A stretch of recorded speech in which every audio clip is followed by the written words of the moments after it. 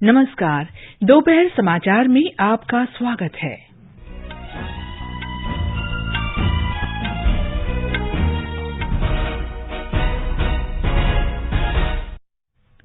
हिमाचल प्रदेश विधानसभा चुनाव का प्रचार अभियान आज शाम समाप्त होगा। गुजरात विधानसभा चुनाव के दूसरे चरण की अधिसूचना जारी। भारतीय जनता पार्टी ने गुजरात विधानसभा चुनाव के लिए 160 उम्मीदवारों की पहली सूची जारी की। रक्षा मंत्री राजनाथ सिंह ने कहा, सुरक्षा ढांचे के लिए साइबर और सूचना संग्राम बड़ी चुनौतियां। भारत मिस्र के शर्म अल शेख में COP27 देशों के सम्मेलन में जलवायु के लिए मैंग्रोव अलायंस में शामिल हुआ। और एडिलेड में आईसीसी 2020 क्रिकेट विश्व कप के दूसरे सेमीफाइनल में भारत और इंग्लैंड के बीच मुकाबला जारी।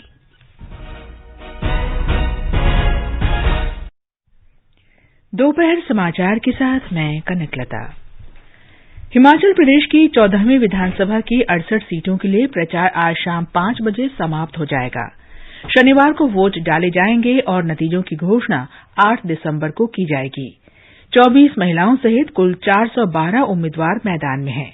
हमारे संवाददाता ने बताया है कि सभी राजनीतिक दलों के नेता चुनावी रैलियों और घर घर जाकर प्रचार करने में व्यस्त हैं। भाजपा के राष्ट्रीय अध्यक्ष जगत प्रकाश नड्डा, वरिष्ठ नेता अमित शाह, अनुराग सिंह ठाकुर और स्मृति ईरानी कई स्थानों पर पार्टी प्रत्याशियों के पक्ष में जनसभाएं संबोधित कर विकास के नाम पर वोट मांग रहे हैं। इसी तरह भाजपा शासित राज्यों के मुख्यमंत्री जयराम ठाकुर, योगी आदित्यनाथ, पुष्कर सिंह धामी सहित पूर्व मुख्यमंत्री प्रोफेसर प्रेम कुमार धूमल भी पार्टी प्रत्याशियों के पक्ष में समर्थन के लिए डटे हुए हैं। वहीं कांग्रेस पार्टी प्रदेश के सभी 68 विधानसभा क्षेत्रों में विजय आशीर्वाद रैलियां निकाल रही है, जबकि पार्टी की राष्ट्रीय महासचिव प्रियंका गांधी ने सिरमौर जिले के शिलाई में परिवर्तन प्रतिज्ञा रैली के माध्यम से चुनाव प्रचार कर रही है। बाद में वे शिमला में रोड शो कर पार्टी उम्मीदवार के लिए लोगों से समर्थन मांगेगी। संजीव सुंद्रियाल, आकाशवाणी समाचार, शिमला। गुजरात विधानसभा चुनाव के दूसरे चरण की अधिसूचना जारी होने के साथ ही नामांकन भरने की प्रक्रिया शुरू हो गई है। इस चरण में मध्य और उत्तरी गुजरात की 93 सीटों के लिए 5 दिसंबर को वोट डाले जाएंगे। 17 नवंबर तक नामांकन दाखिल किए जा सकते हैं। पत्रों की जांच 18 नवंबर को होगी। नाम वापस लेने की अंतिम तारीख 21 नवंबर है। पहले चरण के लिए कल शाम तक कुल 12 नामांकन पत्र भरे गए थे। इस चरण के लिए 89 सीटों पर 1 दिसंबर को वोट डाले जाएंगे।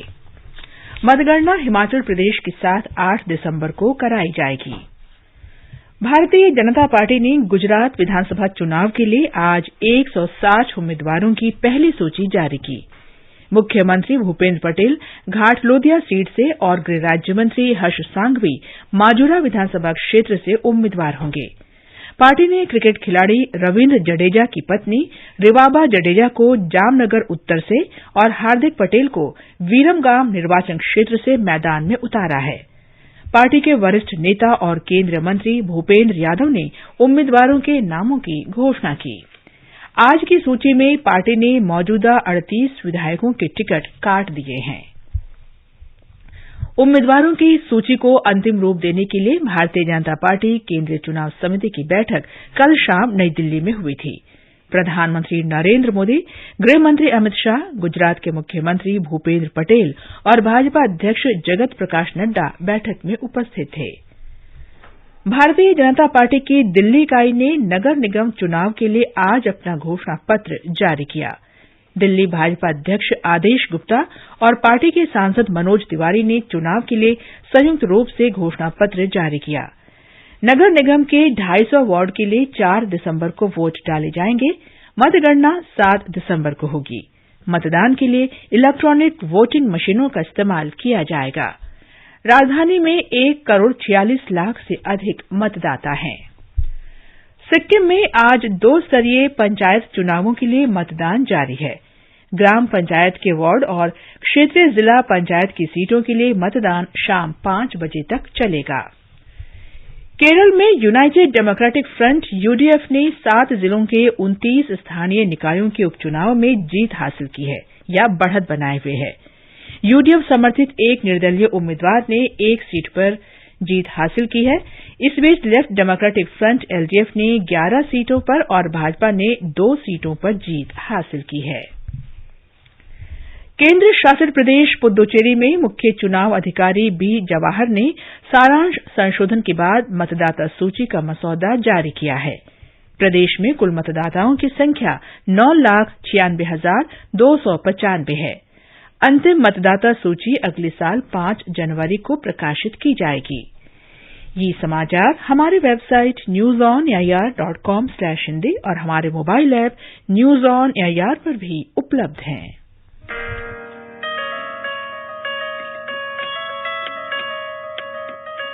Northeast Diary program broadcast every Thursday and Sunday at 5:30 p.m.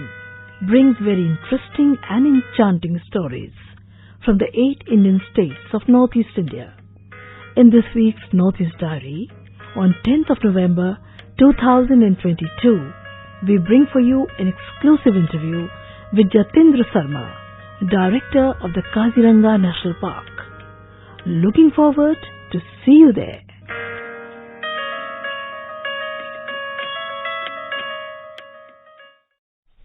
दोपहर समाचार में आपका फिर स्वागत है। रक्षा मंत्री राजनाथ सिंह ने कहा है कि आंतरिक और बाहरी सुरक्षा के बीच खाई कम हो रही है। हालांकि सुरक्षा खतरों के नए आयाम उभर कर सामने आ रहे हैं। श्री राजनाथ सिंह ने कहा कि सुरक्षा ढांचे के सामने साइबर और सूचना युद्ध बड़ी चुनौती है। नई दिल्ली में राष्ट्रीय रक्षा महाविद्यालय के दीक्षांत समारोह में रक्षा मंत्री ने कहा कि बिजली उत्पादन, परिवहन, सार्वजनिक क्षेत्र और विनिर्माण की प्रमुख कंपनियों पर साइबर हमले का ज्यादा खतरा बना रहता है। The energy sector is one of the main targets of the cyber attack against critical infrastructure, but it is not the only one. Transport, public sector services, telecommunications, and the critical manufacturing industries are also vulnerable. सूचना युद्ध की चुनौतियों के संबंध में श्री राजनाथ सिंह ने कहा कि इससे देश में राजनीतिक स्थिरता को खतरा पैदा हो सकता है। वाणिज्य और उद्योग मंत्री पीयूष गोयल ने कहा है कि भारत और अमेरिका के बीच आर्थिक संबंधों में महत्वपूर्ण वृद्धि हुई है। श्री गोयल ने अमेरिका की वाणिज्य मंत्री जीना रायमुंडो के साथ भारत अमेरिका आर्थिक फोरम की बैठक की वीडियो कॉन्फ्रेंस के माध्यम से अध्यक्षता की। ये बातचीत एक ढांचागत सुविधा उपलब्ध कराएगा जिसके अंतर्गत भारत अमेरिका आर्थिक फोरम की अगली बैठक के लिए विशेष सिफारिशें की जाएंगी। ये बैठक अगले वर्ष के प्रारंभ में होगी। राष्ट्रपति द्रौपदी मुर्मू ने आज पुरी में भगवान जगन्नाथ मंदिर में पूजा अर्चना की। राष्ट्रपति ओडिशा के 2 दिन के दौरे पर आज भुवनेश्वर पहुंचे। राज्यपाल प्रोफेसर गणेशी लाल, मुख्यमंत्री नवीन पटनायक और अन्य वरिष्ठ अधिकारियों ने हवाई अड्डे पर उनकी अगवानी की। राष्ट्रपति को पारंपरिक गार्ड ऑफ ऑनर दिया गया। कल राष्ट्रपति भुवनेश्वर में तपोवन उच्च विद्यालय जाएंगी और वहां छात्रों तथा शिक्षकों से बातचीत करेंगी। प्रधानमंत्री नरेंद्र मोदी शुक्रवार और शनिवार को कर्नाटक, तमिलनाडु, आंध्र प्रदेश और तेलंगाना के दौरे पर रहेंगे। वे इन 4 राज्यों में 25,000 करोड़ रुपए से अधिक की परियोजनाओं का लोकार्पण और शिलान्यास करेंगे। एक रिपोर्ट। प्रधानमंत्री कल केएसआर रेलवे स्टेशन पर वंदे भारत और भारत गौरव काशी एक्सप्रेस को झंडी दिखाकर रवाना करेंगे। श्री मोदी कैंपेगौड़ा अंतर्राष्ट्रीय हवाई अड्डे के नए टर्मिनल का भी उद्घाटन करेंगे। शनिवार को प्रधानमंत्री आंध्र प्रदेश के विशाखापत्तनम में 10,500 करोड़ रुपए की विभिन्न परियोजनाओं का शुभारंभ और शिलान्यास करेंगे। वो 6 लेन की रायपुर विशाखापत्तनम आर्थिक गलियारे के नए आंध्र प्रदेश खंड की आधारशिला रखेंगे। प्रधानमंत्री तेलंगाना के रामागुंडम में 9,500 करोड़ रुपए से अधिक की परियोजनाओं का लोकार्पण करेंगे और आधारशिला रखेंगे। समाचार कक्ष से Naeem Akhtar. Indian society of blood transfusion medicine या ISBTI का 47वां वार्षिक सम्मेलन कल गवर्नमेंट मेडिकल कॉलेज जम्मू में शुरू होगा। उपराज्यपाल मनोज सिन्हा 3 दिन के सम्मेलन का उद्घाटन करेंगे। सम्मेलन का विषय है ट्रांसफ्यूजन मेडिसिन में प्रचलन, गति और भविष्य की सीमाएं।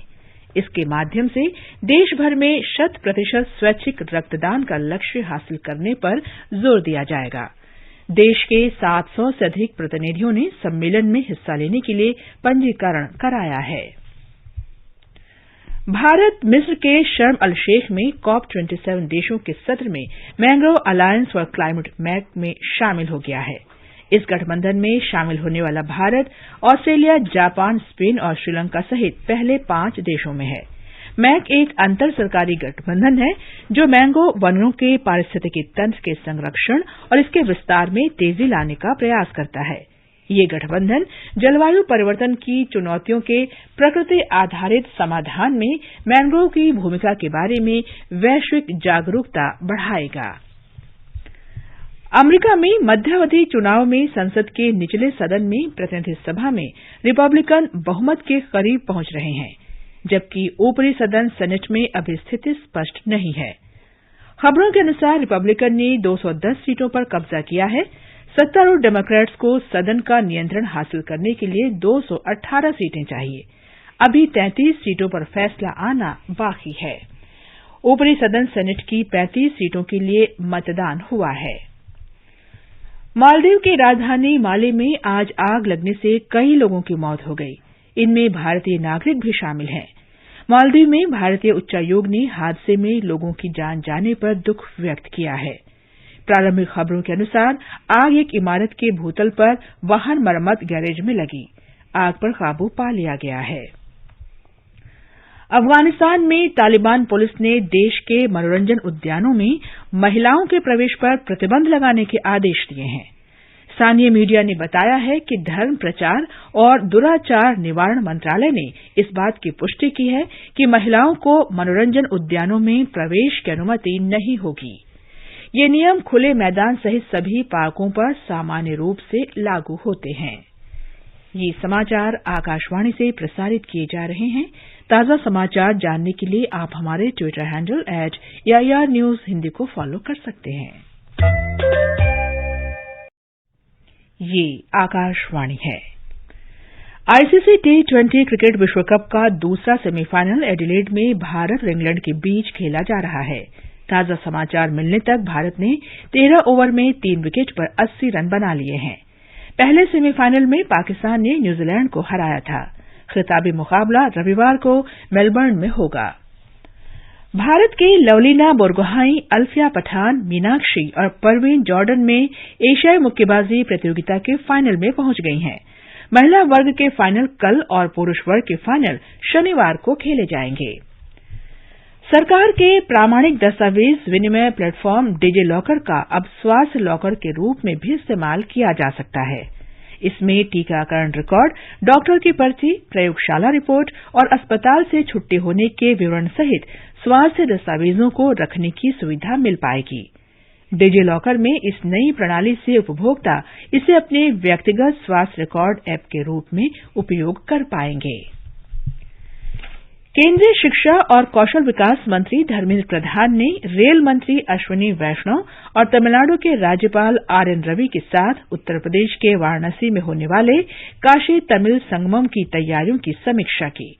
ये कार्यक्रम काशी और तमिलनाडु के बीच ज्ञान के सदियों पुराने और प्राचीन सभ्यता संपर्क की पुनः खोज करने के लिए 17 नवंबर से 16 दिसंबर तक आयोजित किया जाएगा।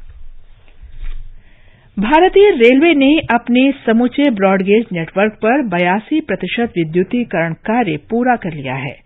चालू वित्त वर्ष में पिछले महीने तक भारतीय रेलवे ने 1223 किलोमीटर रेल मार्ग पर विद्युतीकरण किया था। जलशक्ति मंत्री गजेंद्र सिंह शेखावत ने कहा है कि पूरे देश में कुल वार्षिक भूमिगत जल उपलब्धता 437 अरब 60 करोड़ घन मीटर है, जबकि निकासी 239 अरब 16 करोड़ घन मीटर है। श्री शेखावत ने कल नई दिल्ली में भूमिगत जल संसाधन आकलन रिपोर्ट जारी की। और अब एक नजर आज के मौसम पर। राष्ट्रीय राजधानी दिल्ली आंशिक रूप से बादल छाए रहेंगे। मुंबई में मुख्य रूप से आसमान साफ रहने की संभावना है। चेन्नई में आमतौर पर बादल छाए रहने और तेज वर्षा होने की संभावना है। अंत में मुख्य समाचार एक बार फिर। हिमाचल प्रदेश विधानसभा चुनाव का प्रचार अभियान आज शाम समाप्त होगा। गुजरात विधानसभा चुनाव के दूसरे चरण की अधिसूचना जारी। भारतीय जनता पार्टी ने गुजरात विधानसभा चुनाव के लिए 160 उम्मीदवारों की पहली सूची जारी की। रक्षा मंत्री राजनाथ सिंह ने कहा, सुरक्षा ढांचे के लिए साइबर और सूचना संग्राम बड़ी चुनौतियां। भारत मिस्र के शर्म अल शेख में COP27 देशों के सम्मेलन में जलवायु के लिए मैंग्रोव अलायंस में शामिल हुआ और एडिलेड में ICC T20 क्रिकेट विश्व कप के दूसरे सेमीफाइनल में भारत और इंग्लैंड के बीच मुकाबला जारी। इसके साथ ही दोपहर समाचार का ये अंक समाप्त हुआ। नमस्कार।